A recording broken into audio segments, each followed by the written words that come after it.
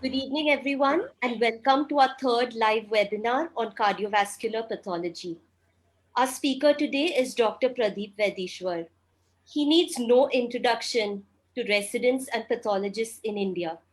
But for those of us who do not know him, he is Professor of Pathology at St. GS Medical College and KEM Hospital, Mumbai.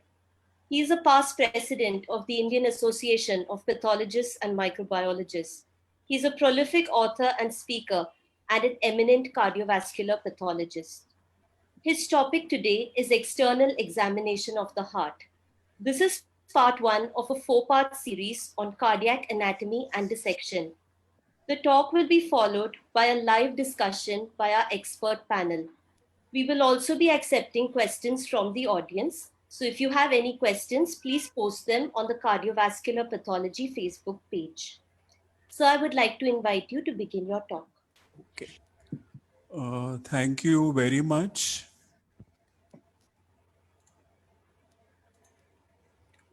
So, hello everyone, and thank you very much again for having this webinar on cardiovascular pathology. So, this is the third of the series in cardiovascular pathology. So, let us begin. As we all know, cardiovascular diseases are the commonest causes of death due to non communicable diseases the world over, especially in the developing countries. This has often led to mushrooming of several medical centers which are restricted to the treatment of various congenital and acquired cardiovascular disorders.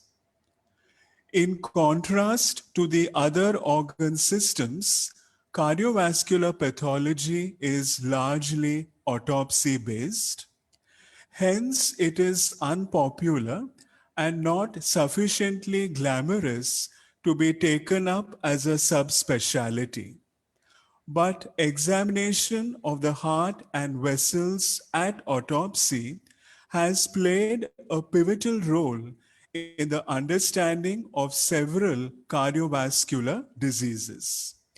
A detailed examination of the heart with photographic documentation and histological analysis is still the gold standard against which ante-mortem cardiological findings are reviewed. Another important fact to be remembered is that these disorders are also the most common causes of sudden death and hence frequently identified in medico-legal autopsies. Given the psyche of some of the patients and the prevailing socioeconomic and environmental factors, a wide spectrum of such lesions can be identified in medico-legal autopsies, even as incidental findings. Hence, careful examination and dissection of the heart becomes important. So this is one photograph to show you that how a heart should not be dissected. This four series presentation is devoted to the fixation, dissection, and examination of the heart in relation mainly to acquired heart diseases. The major guidelines to be followed is to look, feel, probe, photograph, dissect before you cut the heart. Correlation with the clinical history, investigations, and interventions is important. It is equally important for collection of blood and any other relevant sample before starting the autopsy and certainly before doing the cardiac dissection.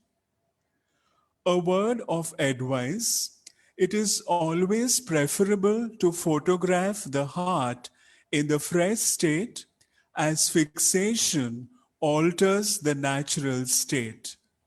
The photography may be easy due to digital cameras and mobile phones, but care should be taken to take them aesthetically pleasing and avoiding distracting backgrounds. So now let us begin with the actual dissection. The heart and lungs are received as a block with the tracheobronchial tree. The parietal pericardium is excised, and all the major arteries and veins are carefully dissected. The heart is then separated from the lungs and thoroughly washed. The heart may then be dissected in the fresh state or after overnight fixation with buffered formalin. Before opening the heart, it is important to spend time over the external anatomy, which may provide clues to the inner pathology and may then alter the pattern of further dissection. So, in the next 20 to 25 minutes, I will show you how it is so very important to do a detailed external examination. The points to be considered in this external examination is the orientation of the heart, the appearance of the anterior and posterior surfaces, the size of the heart, the great arterial relations and their sizes, appearance of the epicardial surface, and finally the coronary arterial dissection. The coronary arteries will be discussed in the next webinar. Let us first come to point number one, and that is the orientation. Many of us continue to orient the heart in an upright position like the Valentine heart. This is the true anatomic position, and our description should also follow this norm. So here you can see that the atria in reality have an anteroposterior relationship. The axis of the ventricles tilts laterally to the left from the base to the apex, extending anteriorly and slightly inferiorly. Let us then come to examination of the surfaces. So we have the anterior and the posterior surface.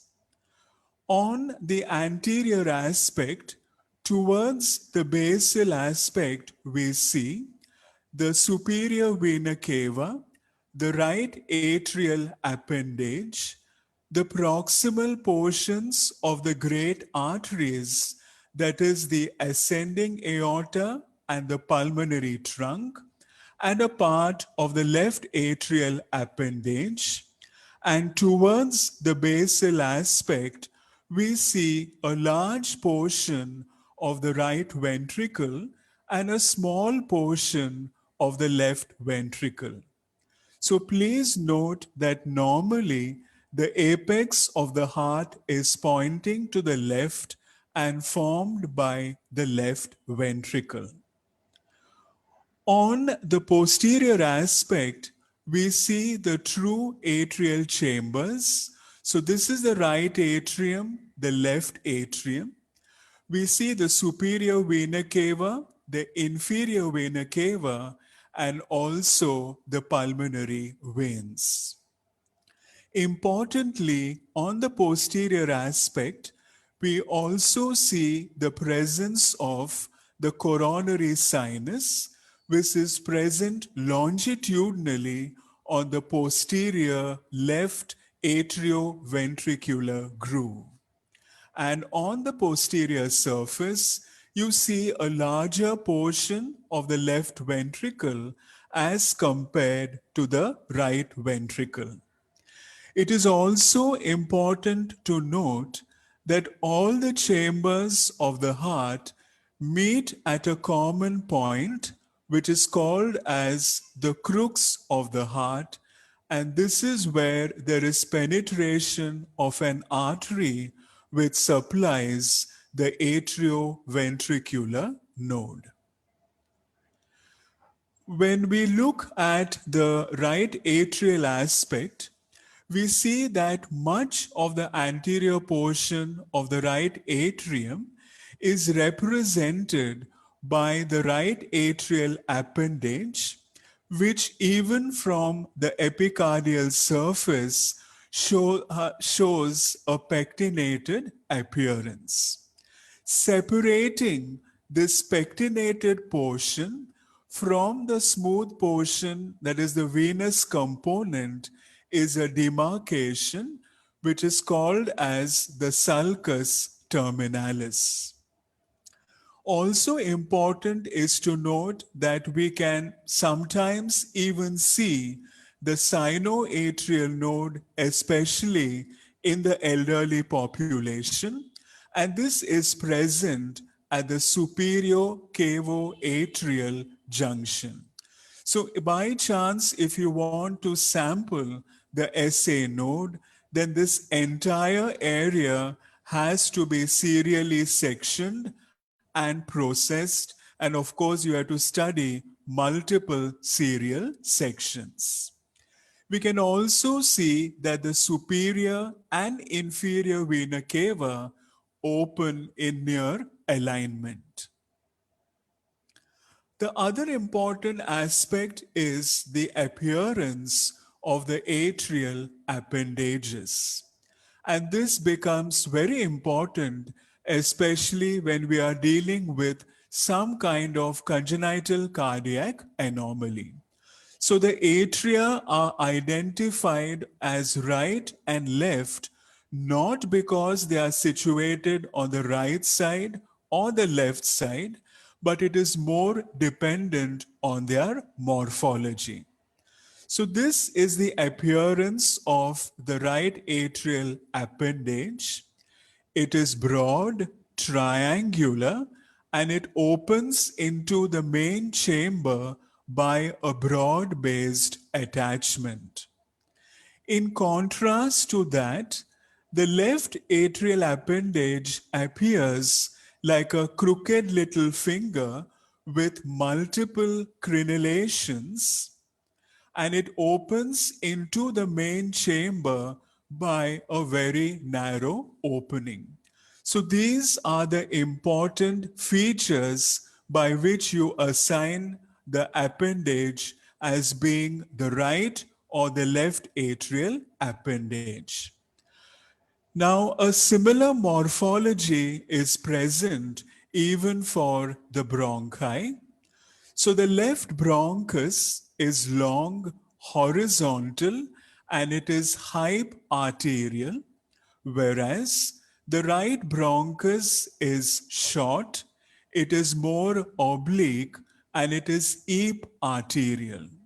So very often the atrial and the bronchial morphology go hand in hand, and this is called as the bronchoatrial situs. The bronchoatrial situs is then compared to the arrangement of the abdominal viscera. So that is why this in situ examination becomes very important in cases of congenital cardiac anomalies, so that we can say whether the arrangement of the thoracic as well as the abdominal viscera are normal or abnormal. So a normal arrangement, as we can see here, is called as situs solitus. A mirror image of the same arrangement is called as situs inversus, And in this particular case, it becomes very difficult to note what exactly is the situs. So this would be an example. So this would be an example of situs ambiguous, because in this particular case, we can see that both the appendages resemble the left atrial appendage. There is one common trunk, and possibly there is also one common ventricle. So that is why all this has to be done as a in situ examination, again, particularly true for congenital cardiac anomalies. Next, we go on to the size of the heart. The heart may be normal in size or can be small or enlarged. These alterations may be subjectively graded as mild, moderate, or marked. What is more important is that we have to assess the chamber or chambers that are responsible for this change. The surface anatomy of the left anterior descending artery offers an excellent guide to the position of the interventricular septum, and hence it points to the degree of enlargement of the right and or left ventricles. So by that we may have shift of this left anterior descending artery either to the right with enlargement of the left ventricle, or to the left with enlargement of the right ventricle. Next, we come to the position, arrangement, and size of the great arteries. So here the pulmonary trunk is situated anterior and to the left of the ascending aorta, which is present towards the right and is posterior, and this constitutes the normal great arterial relationship. In adults, the aorta is larger than the pulmonary trunk, and basically their sizes go hand in hand with the underlying cardiac disease. The arch of aorta normally is left-sided, and it usually has three branches, which are the right brachiocephalic, the left common carotid, and the left subclavian arteries. Now, here are a few examples where there is alteration of the sizes of the heart. So here, subjectively, I will call this specimen as showing marked cardiomegaly, and much of this cardiomegaly is produced by a very marked enlargement of the left ventricle. And if you feel this left ventricle, it has a very tough consistency. And this enlargement has produced slight rounding of the apex. In contrast to the previous specimen, here again there is moderate cardiomegaly. Once again, there is an enlargement of the left ventricle, but there is also enlargement of the right ventricle. Now, though the pulmonary trunk and the ascending aorta have a normal relationship, both of these great arteries are dilated. So this implies that in this particular heart, there might be some abnormality of the aortic valve, which has produced left ventricular dilatation, some enlargement of the right side of the heart, and possibly has induced pulmonary hypertension as well. And this indicates that this person would have had this disease for quite some time. Another specimen, which again shows marked cardiomegaly, and in this there is almost uniform biventricular enlargement.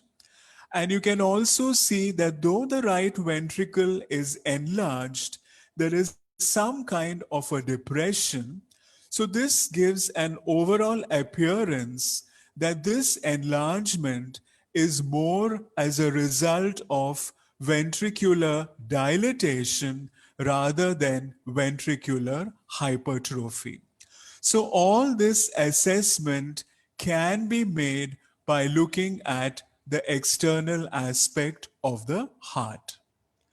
Another specimen showing biventricular arrangement, and here when we look at the heart itself, we feel that this heart is definitely going to be extremely firm to feel. So this was actually biventricular enlargement and hypertrophy due to hypertrophic cardiomyopathy.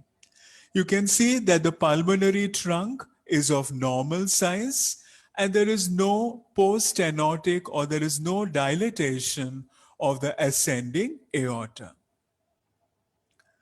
Here we have another specimen of the heart showing moderate cardiomegaly. There is enlargement of all the three chambers, as we can see on the anterior aspect. There is dilatation of the right atrial appendage, as well as moderate enlargement of both the ventricles. And when I look at the posterior aspect, I also see that there is a marked enlargement short of ballooning of the left atrium as well as its appendage. So all this scenario put together tells me that most probably I am dealing with a rheumatic mitral stenosis along with regurgitation because there was some dilatation of the left ventricle as well. So, this assessment helps us to suspect a particular intracardiac pathology. Here is another specimen, again a case of rheumatic heart disease. And please note that there is an extraordinary amount of enlargement of the right atrial appendage. It has a very dusky discoloration. It was firm in consistency. So, this was an appendigeal thrombosis along with probably the presence of tricuspid stenosis. Here is another case showing very marked enlargement of the right side of the heart. There is a very marked dilatation of the pulmonary trunk as compared to the ascending aorta. Here we can see that the apex is rounded, predominantly formed by the right ventricle. And please note how the LAD becomes almost part of the left margin of the heart, and we see only a very small portion of the left ventricle. So here we would be dealing with a condition which has resulted in extreme or severe pulmonary hypertension. So automatically the differential diagnosis should run in our mind before we actually commence the dissection and cutting of the heart. The previous specimen also showed you marked right ventricular enlargement, but this right ventricle looks almost like a balloon. So here there is some degree or a quite prominent degree of right ventricular dysplasia. So maybe there is some kind of congenital malformation either in the right ventricle or in the tricuspid valve. So this was a 12-year-old female patient who had sudden cardiac death while playing. Or sometimes the cardiac enlargement may not be because of the actual chamber involvement, but it may be because of a huge tumorous mass, as you can see in this particular external aspect. With that, we go to the examination of the epicardial surface. The epicardial surface, which is normally smooth, shiny, and transparent, is to be inspected for an increase in fat, presence of localized or diffuse epicardial thickening, increased accumulations of transudates or exudates, and sometimes even fresh blood. Now, let us come to some of the common findings that we can see as alterations in the visceral epicardium. The most common is a presence of the so called milk patch or the soldier's patch, which is an example of localized thickening of the visceral pericardium, seen as these milky white areas, and these are often seen on the anterior aspect of the right ventricle. You can also see a milk patch present over the left ventricle. And since the visceral pericardium also extends to some extent over the proximal portions of the great arteries, you can also see some thickening of the adventitial aspects of both the ascending aorta as well as the pulmonary trunk. So, this is supposed to be some kind of an organized pericardial effusion or an exudate over some period of time due to some subclinical phenomenon. On the other hand, when you see milk patches or thickening of the epicardium, whether focal or diffuse in other areas of the heart, they are distinctly abnormal. So here you have a globular heart and it shows presence of thickening of the epicardium over the apex of the left ventricle. So this was a case of rheumatic heart disease who had undergone a surgery in the past, and this surgery had been called as an open mitral commissurotomy, where the mitral stenosis is dilated by passing a dilator through the apex of the heart. And since a ventriculotomy has been performed, it heals by fibrosis with sutures. So this localized area represented the previous site of an open commissurotomy. And when we took cuts through that area, we could see sutures buried in fibrous tissue. Here again, we have another heart, and this also shows thickening of the epicardium over the apical portion of the ventricle.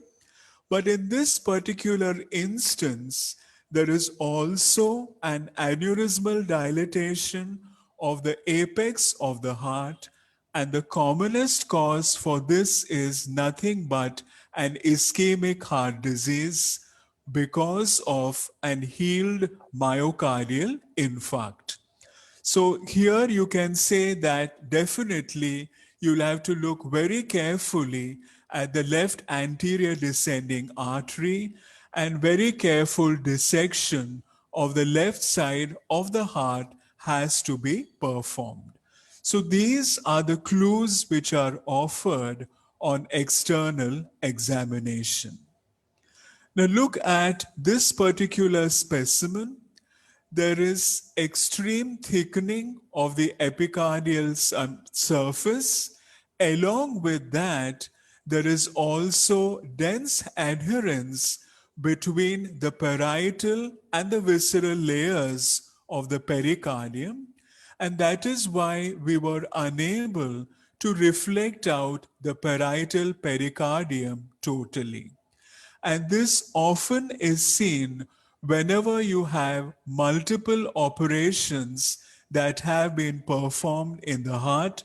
And in our country, usually multiple operations, unfortunately, are always performed in a situation of rheumatic heart disease. The second important point to be noted is the distribution of this epicardial adipose tissue. Now, please remember that this epicardial adipose tissue is not an innocent bystander, and it is supposed to be a local endocrine organ playing an important role in the homeostasis of the cardiovascular system. So, this is a normal external appearance which shows you the distribution of adipose tissue. So, this adipose tissue is maximally seen over the right ventricular aspect, mostly seen over the atrioventricular grooves and along the courses of the coronary vessels, both on the anterior as well as the posterior aspect.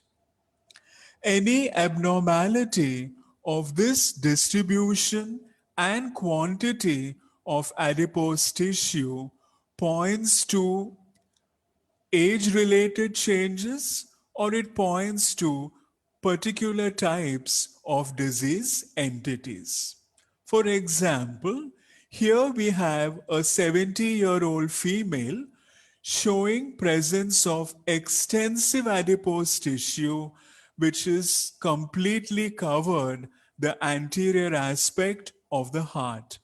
So, this would be an example of a age related change and also would be an example in cases of obese patients. Look at another specimen.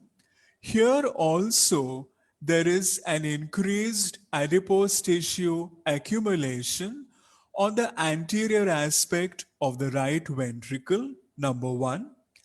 Number two, this right ventricle is also markedly dilated, and the apex of the heart is formed by both ventricles.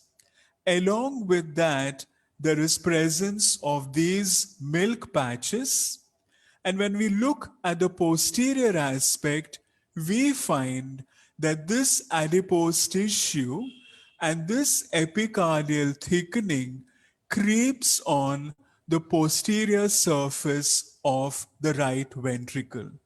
This becomes very, very important because even when you have exuberant adipose tissue normally, it does not usually encroach the posterior aspect of the right ventricle. And when it does, it definitely indicates a specific type of cardiomyopathy. So, all these points have to be borne in mind whenever you look at the heart. Next, we come to the category of transudates and exudates. So, this is the commonest example where you have accumulation of clear, slightly hazy, amber colored fluid. So, this is an example of pericardial effusion. Sometimes the transudate can accumulate to such an extent that the heart looks larger than the lungs and it creates problem in the pumping action.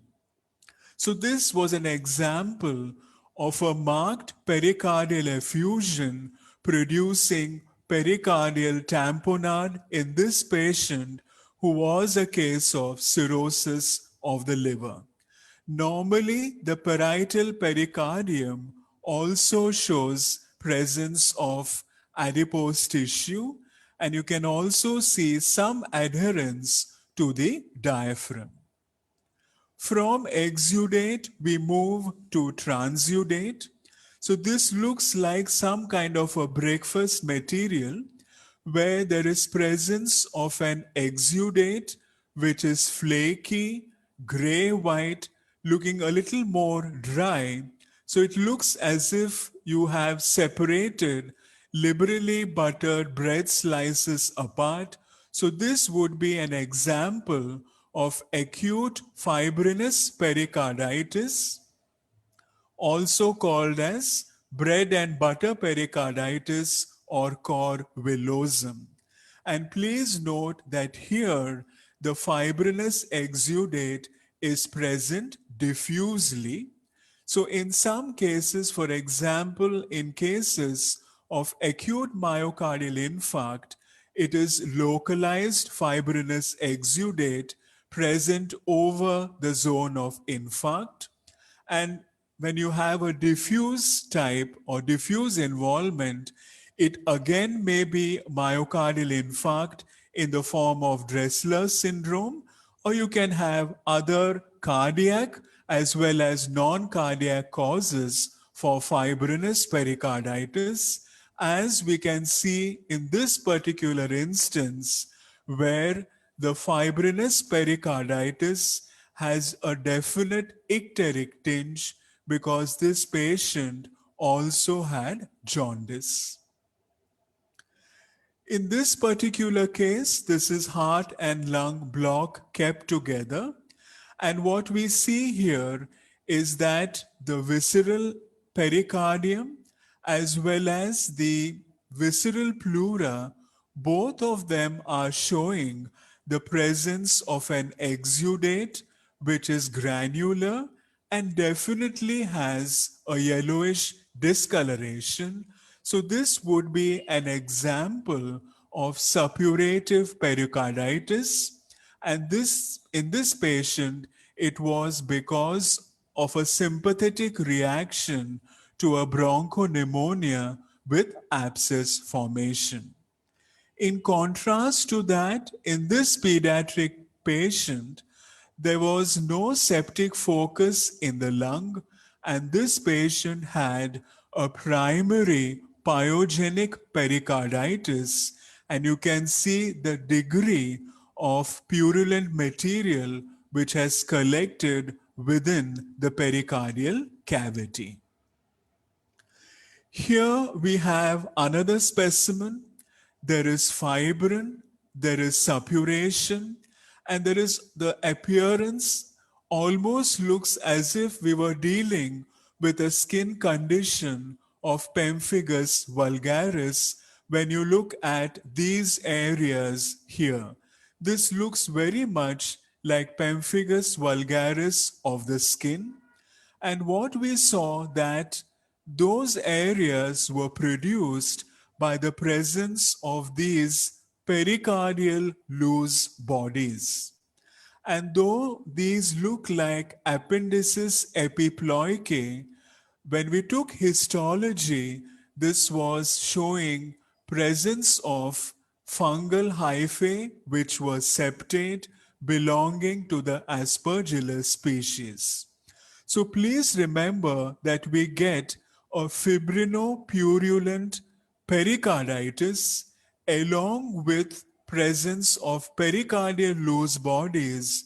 You always have to 100% think of an underlying fungal etiology as a cause for this pericarditis. And very often in these cases, there is a fungal panpericarditis. Here we see the entire heart enveloped by blood clots. So this was an example of hemopericardium producing cardiac tamponade. And we can also note that though there is this hemopericardium, there is hardly any staining of the adventitial aspect of both the great arteries, which means that this hemopericardium is related more to a cardiac pathology rather than an aortic pathology. Now, here is an example of extreme adherence of the parietal and visceral pericardia. You can also see that the entire right atrial appendage is covered by an icing and nodules of gray white tissue. And once we see this, we know that this would be an example of metastasis to the pericardium. And in this particular case, it produced an almost lopsided involvement of the pericardial cavity. Here, the pericardium and the pericardial cavity were normal, whereas here there is a loculated collection, and through the parietal pericardium, we can see that the nature of the fluid is definitely sanguineous. If the epicardium is smooth, shiny, and transparent, we can sometimes see the color of the myocardium. So normally the myocardium should be pale brown, but here we can see a distinct pale yellowish hue of this myocardium, both of the right and left ventricles, and this was produced by a fatty change because of perinatal hypoxia in this neonatal heart and lung block. Now, when you look at this particular specimen, we feel that this heart is, yes, enlarged. It is showing few milk patches. But when we look very closely, we can see that there is some kind of bulge which is produced in the right ventricle. So sometimes you have to examine the external aspect very carefully because some of these clues can be easily missed. Here is a photograph of the lateral aspect of the heart, and it shows a ragged vertical tear, and this was an example of a external free wall rupture of the left ventricular myocardium. And finally, there can be so many changes occurring over the external aspect that we may not even be able to identify the specimen as being that of the heart. Moreover, we may not be able to use the same dissection techniques as we would otherwise use, and hence, in this particular case, looking at the morphology, we had no option but to cut the heart longitudinally, and it showed the characteristic book picture of tuberculous pericarditis. So all this creamy material is nothing but caseation necrosis. The glistening gray white was presence of granulation tissue, fibrous tissue, and this pale congested area is nothing but the granulation tissue. So this shows the classic zonation morphologically of tuberculous pericarditis. With this, I hope I have emphasized enough the importance of a very careful external examination, and only after you have inspected the heart on the anterior as well as the posterior aspect, we can go to the next step, that is looking at the coronaries, looking at the myocardium, and finally doing the cardiac dissection. Thank you. Thank you so much for a wonderful lecture, sir. I think when we started conducting these webinars, our intention or our goal was to share our interest with people from around the world. I wanted to let you know that you have appreciation and greetings from places as far away as the Honduras, Mexico, Italy, Spain, and the Philippines. Oh, thank you. Wonderful. Yes, we would now like to open up the topic for discussion. The very first question is from Pranita. Pranita, would you like to ask your question?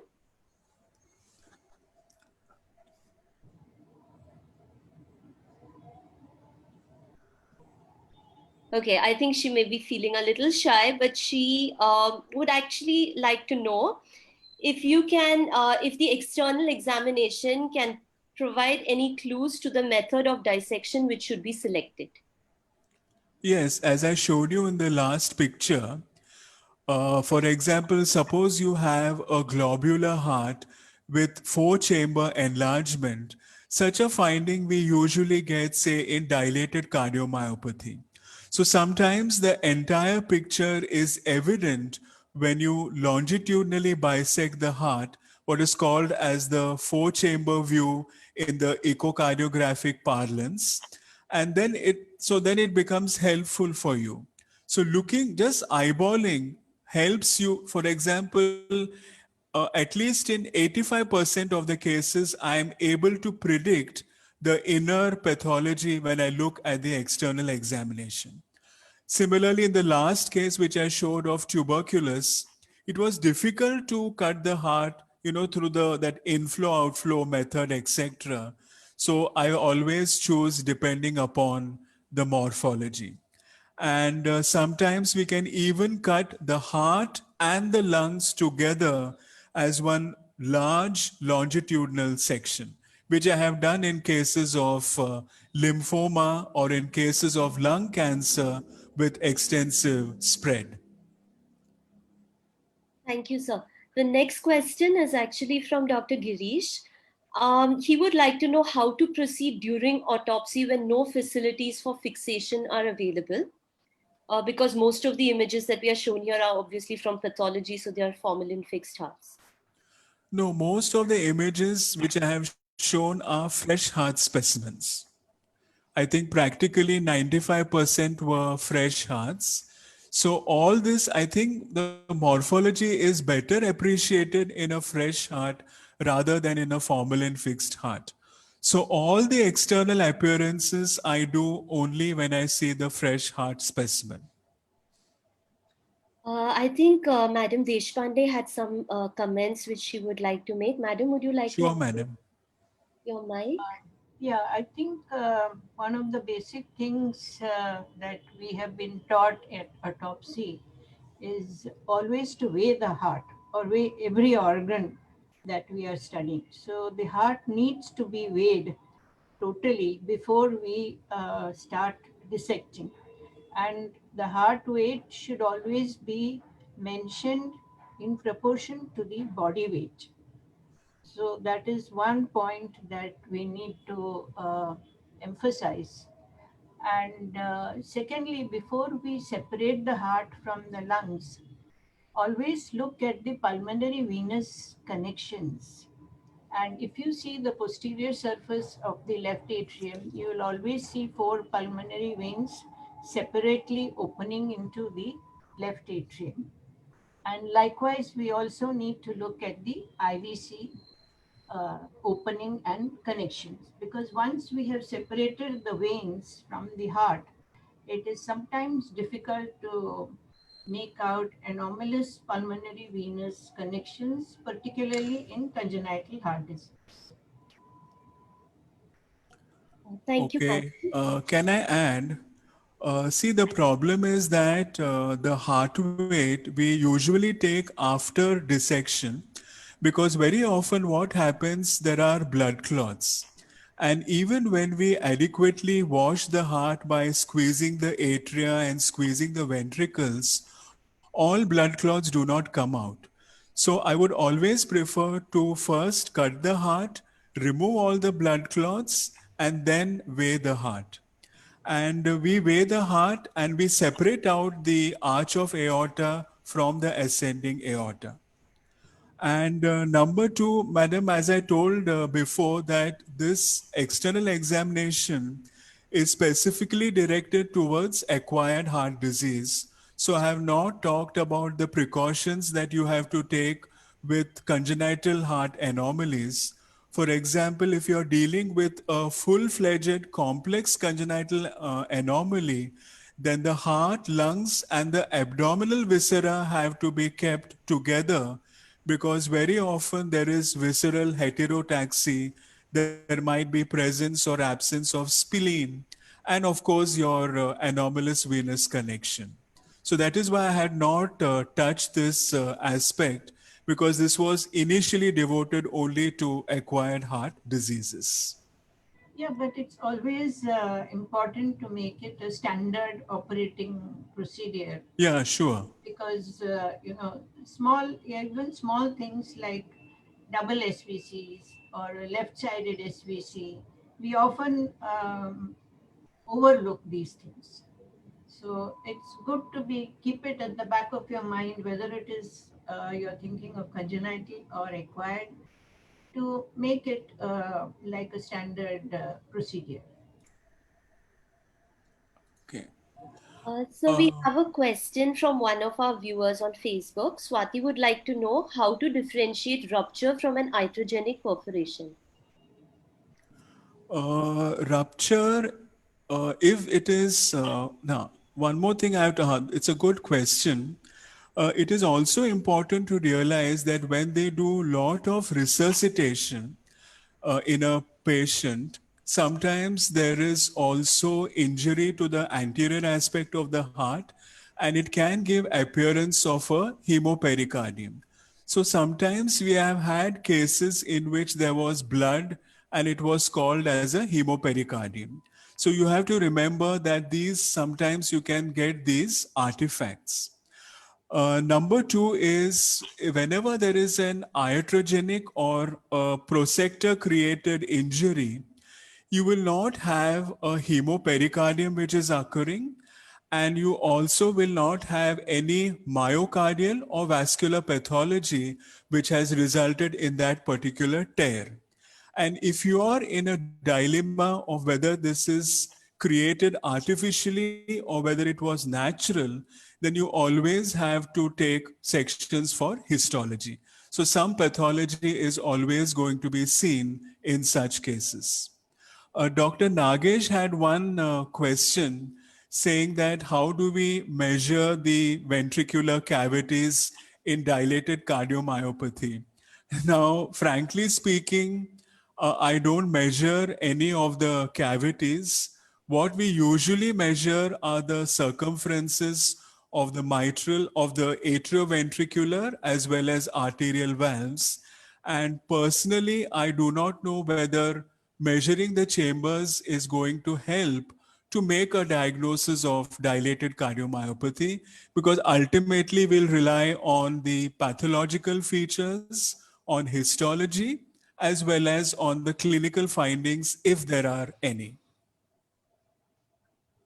Sir, another question on, I'm sorry, on Facebook Live. Do we need to weigh the clots if we get any while dissecting? Definitely, especially if it is there in the pericardial cavity, you always have to weigh the blood clot. Yes. Sudhir, sir, you were saying something. Would you like to go ahead? Oh, okay.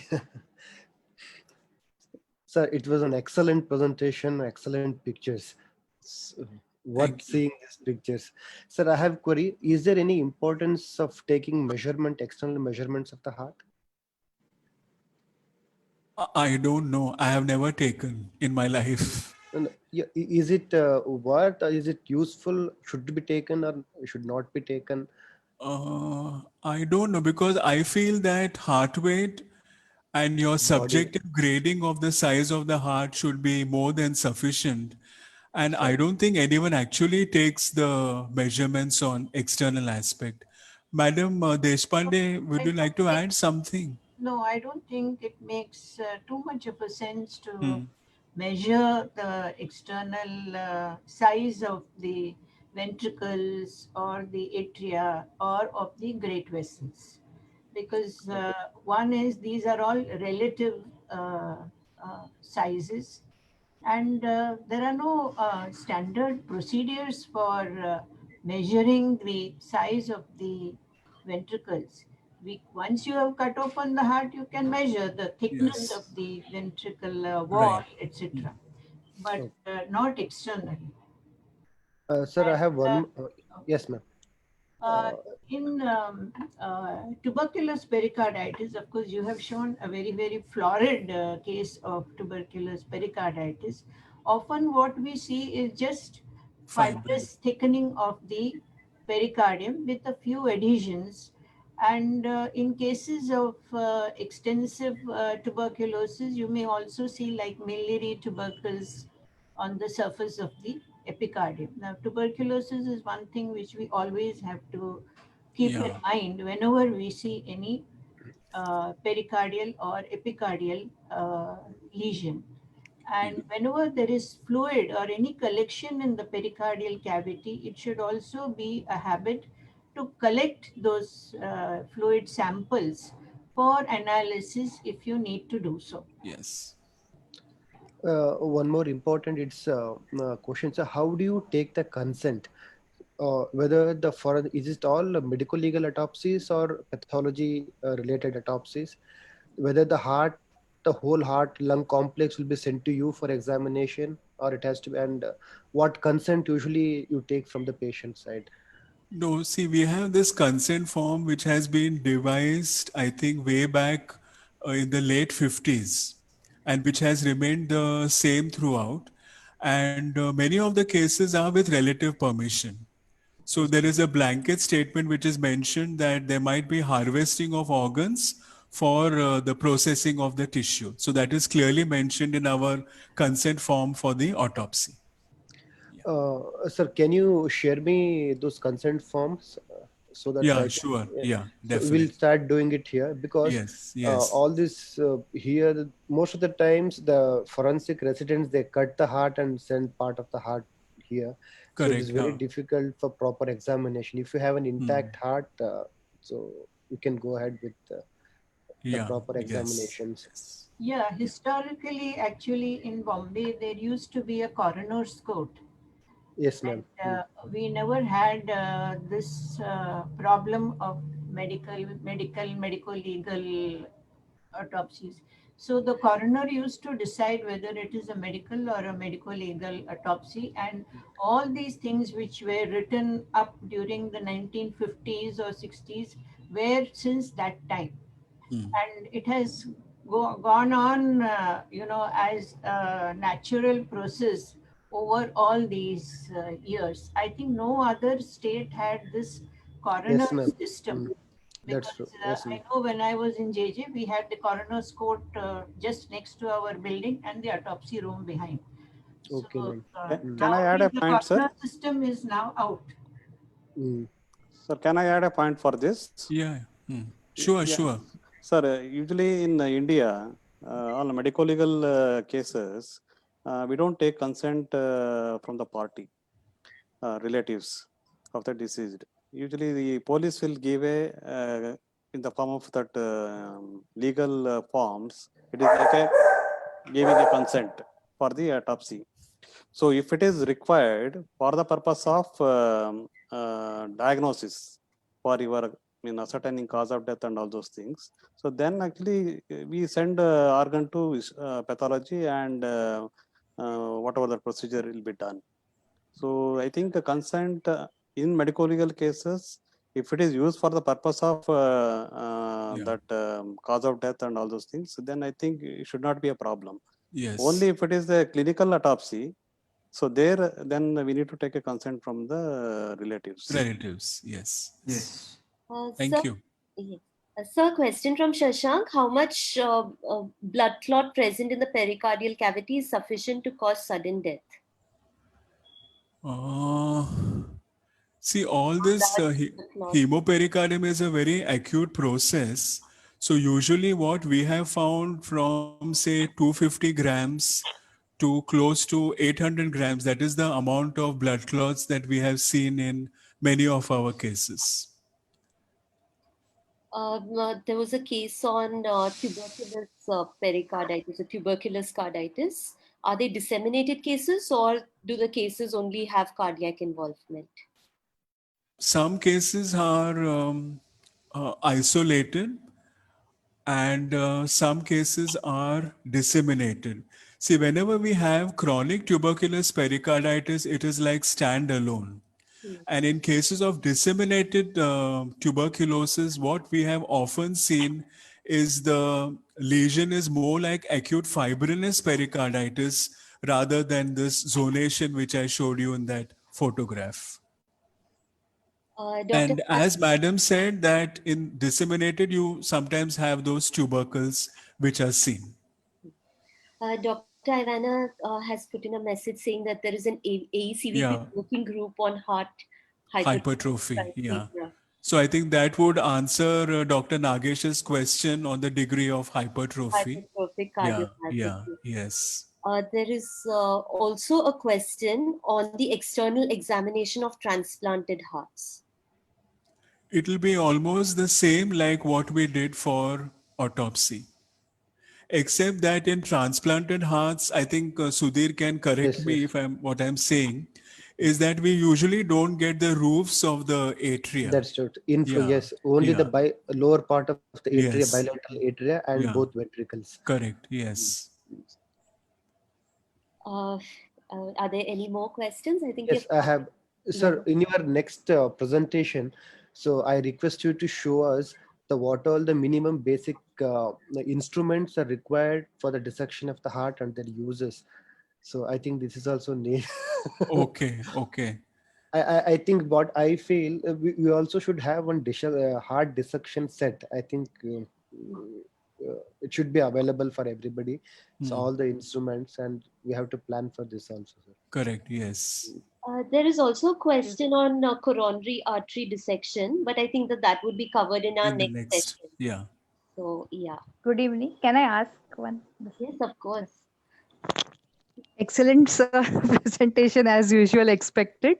So one question, do you recommend any sections to be taken in the fresh state in any condition? Because generally we take it after fixation.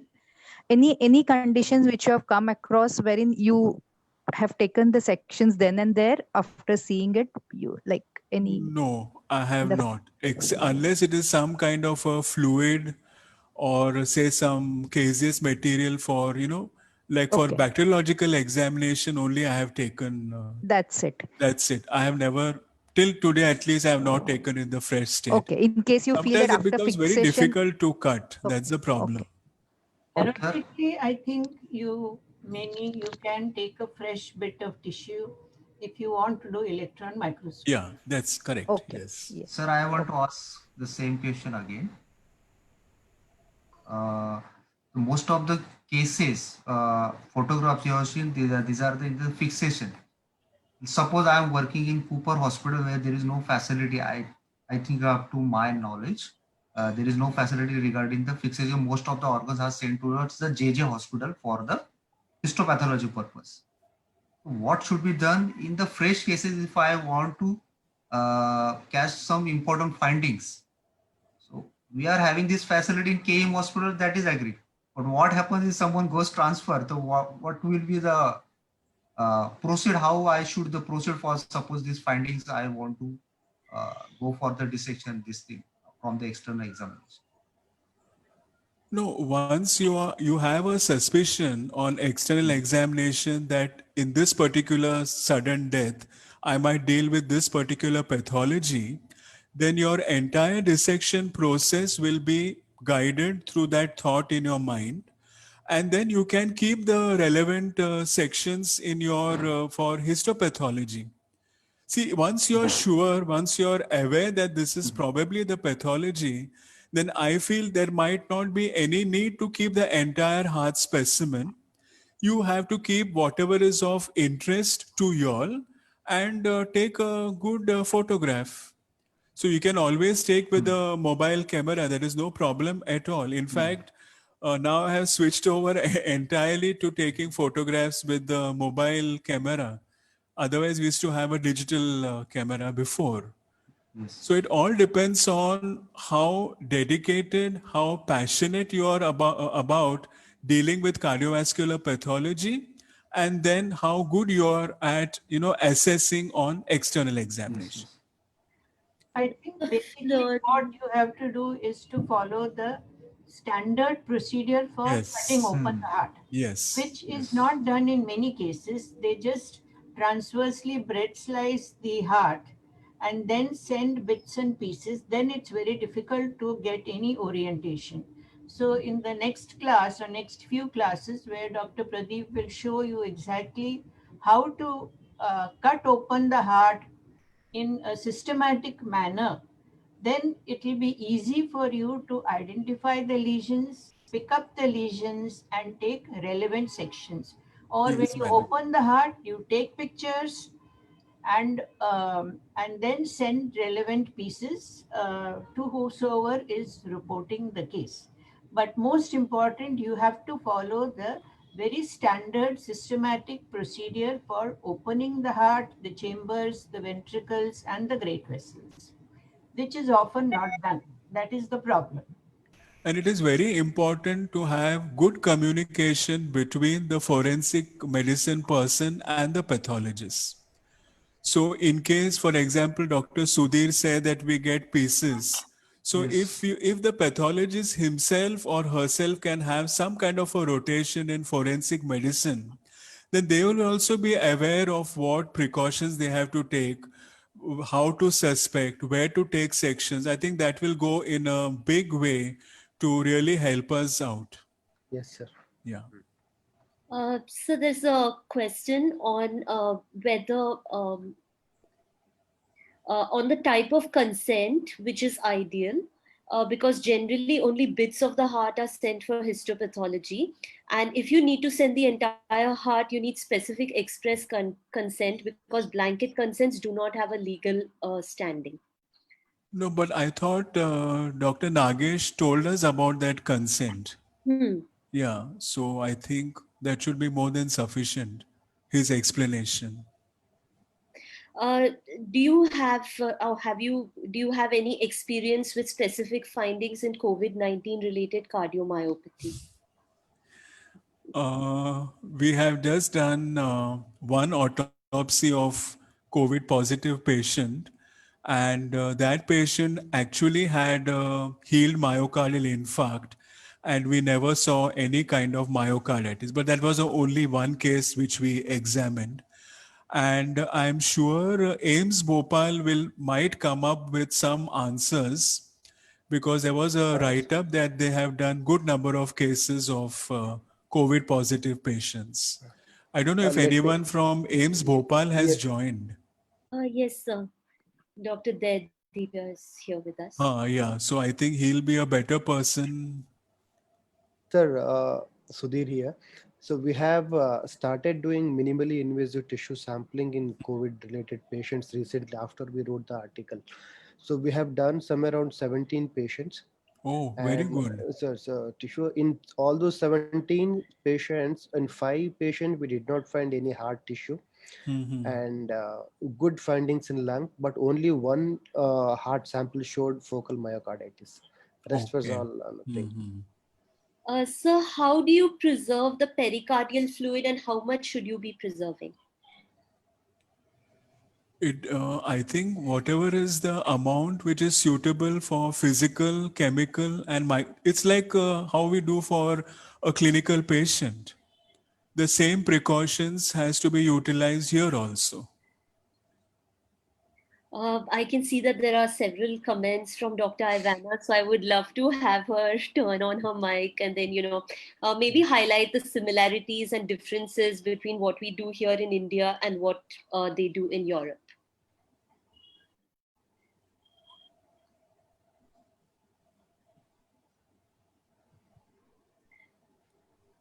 Dr. Ivana? Yes, can you hear me? Yes. Yes, Yeah. yes. Yeah, I think that all over the world we have actually same heart. There is no big difference, or there is no difference in anatomy. So I think that we should follow the same rules when we are cutting the hearts. Of course, the modification can be done due to the pathologies, but I personally prefer this breath slicing method for the majority of cases, because in our setting, ischemic heart is the most often the reason of heart pathology.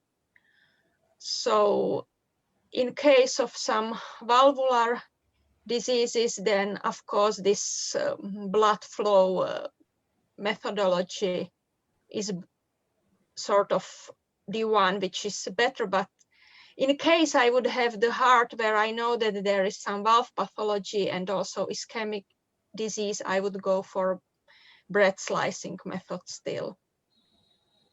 But hopefully I answered the question. Yes.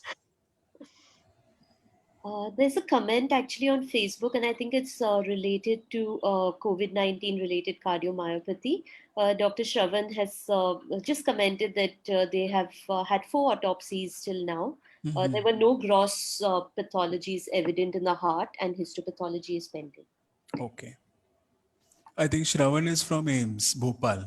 Yeah. Yeah. Hello, I would like to just, I'm Dr. Brinda Patel from AIMS Bhopal as well. Okay. We did 4 autopsies, yes, that's right. Because grossly there were no abnormalities in the heart. One case, as it was a patient of chronic coronary artery disease, so there was quite some enlargement there. But we have dissected the coronaries, and in that case, we found blockade of LAD. Rest in no cases we found anything. But out of those 4, 2 were very quite young cases. One was 25-year-old and one was 30-year-old. So we preserved the heart as it is, so that better grossing and histopath can be performed on it. Quite interestingly, we found changes in all the brains. In all 4 cases, we found there were some findings in brain. There were severely edematous. There were patches of subarachnoid hemorrhages. So apart from lungs, that was one thing. And also in 2 cases, we found some hemorrhagic changes in pancreas. So that's what we found in all those cases. Till now, like when the reports come from histopath, we can say more, and micro as well, yeah. Thank you. Thank you. Thank you, sir. And also again from Dr. Ivana, there are a few small series on COVID heart pathology, and there are some inflammatory changes as a dominant finding. Okay, I think we have gone through all the questions. So if there are any more comments or remarks. No? Hello. Okay. Hello. Yes. Yeah, I'm Dadip. Actually, this year we had a histopathology workshop, and in that Pradeep Vedeshwar sir came, and he presented as usual a remarkable this presentation. And that time we collected lot of specimen, including heart, liver, brain, from the medical legal cases, and for all those cases we took consent, because those all were for the academic purpose. So although those were MLC cases, but the purpose was for academic purpose. That's why we collected the consent. Right. Yeah. Yes. Okay. Thank you. So are Thank there, Hello. yes, please go ahead. Hello. Yes, myself, Dr. Manoj. Hi, Dr. Manoj. Yeah. Hello. Good evening. Yes, hello, sir. Sir, it was a wonderful webinar, and we learn a lot from you, and we always love to hear you, sir. And we are Thank very you. happy. We learn a lot of things today, sir. And Thank we you. always appreciate you that you always collaborate with and involve forensic faculty while conducting any autopsy. So thank you very much, sir. It was Thank you. wonderful webinar. Yes, And sir, I have one question: whether what dissection of heart technique?